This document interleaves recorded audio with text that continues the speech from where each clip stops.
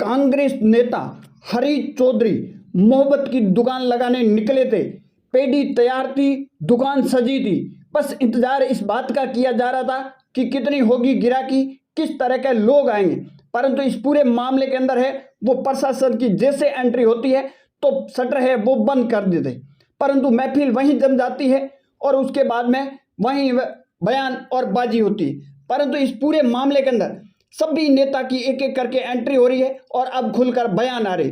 अब इस बासन पीर की जो घटना थी, इस घटना में 2028 के चुनावों का नया मोड़ है वो भी रूपरेखा तैयार हो चुकी है। और इस पूरे मोहब्बत की दुकान में, नफरत के गोदाम में कई नेता की एंट्री होती है। पहले जिस तरह बासन पीर के अंदर घटना होती है तो महंत प्रतापपुरी मोर्चा है वो संभालते हैं और वहीं डेरा डाल देते हैं। उसके बाद में बीजेपी के नेता, पावर सेंटर कहे जाने वाले स्वरूप सिंह खारा की एंट्री होती है। स्वरूप सिंह खारा ने बयान दिया, ये किसी जाति से जुड़ा हुआ नहीं, ये किसी धर्म से जुड़ा हुआ नहीं, ये मामला जैसलमेर के इतिहास और राष्ट्र से जुड़ा हुआ।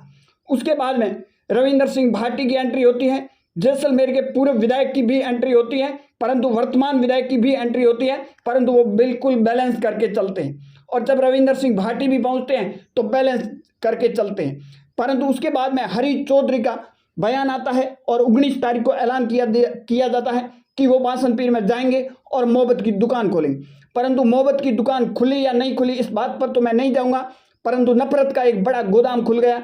हिंदू धर्म के साधु संतों को थप्पड़ मारने जैसे शब्दों का प्रयोग किया गया। तो दूसरी ओर आरएलपी सुप्रीमो हनुमान बेनीवाल ने ट्वीट करते हुए रविंदर सिंह भाटी को घेरा। युवा को झूठे वादे करने वाला और मात्र 3000 वोटों से जीतने वाला आजकल बहुत ज्यादा उछल कूद भी कर रहा है और बीजेपी में जाने का उतावला भी हो रहा है। और कैप्शन में रविंदर सिंह भाटी की फोटो डाली। हालांकि हनुमान बेनीवाल कोई पहला बयान नहीं है, हनुमान बेनीवाल आए दिन इस तरह के बयान देते हैं। शायद उन वजह से या उस कारण से आज हनुमान बेनीवाल की पार्टी की क्या स्थिति है ये बताने की भी जरूरत नहीं। हनुमान बेनीवाल ने रविंदर सिंह भाटी को ये कहा 3000 वोटों से जीतने वाला, परंतु हनुमान बेनीवाल को यह भी ध्यान रखना चाहिए ये 3000 से जीते, आप 13000 से हारे।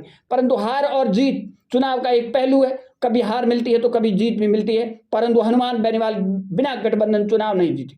परंतु इस पूरे मामले में स्वरूप सिंह खारा की एंट्री होती है और स्वरूप सिंह खारा ने जिस तरह कांग्रेस के नेता के ऊपर तीखा हमला बोला और यह तक कह दिया कि वहां किसको पूछना था, जमीन थी तो सरकार की थी या जैसलमेर के महाराजा की थी, गोचर भूमि थी या फिर ओरण भूमि थी, इसमें हम किसको पूछे।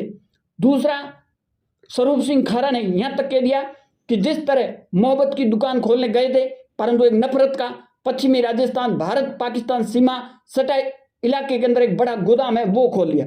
अब ये गोदाम खुल गया है। 2028 के बासन पीर चुनाव का एक मुख्य बिंदु रहेगा और यहाँ हिंदू वर्सेज मुस्लिमों का ध्रुवीकरण होगा। हरी चौधरी को भी पता है कि मुस्लिम वोटों के बिना राजनीति नहीं होती है, तो बीजेपी को भी, स्वरूप सिंह खारा को भी पता है कि हिंदू वोटों के बिना चुनाव जीतना मुश्किल है। तो कहीं ना कहीं पंचायती राज चुनाव हो या फिर 2028 का मुख्य केंद्र बिंदु दो ने आपको हैरान कर दिया। अब पश्चिमी राजस्थान का जो भाईचारा था, इस भाईचारे को कहीं कहीं डैमेज करने का जो काम राजनीतिक दलों ने किया है वो कहीं न कहीं एक गलत किया। परंतु इस पूरे मामले के अंदर प्रशासन ने किस तरह शक्ति दिखाई और मामले को हैंडल किया, आपकी इस पर क्या राय है कमेंट सेक्शन जरूर देना। ज्यादा जानकारी के लिए हमारे यूट्यूब चैनल और फेसबुक पेज को जरूर फॉलो करें।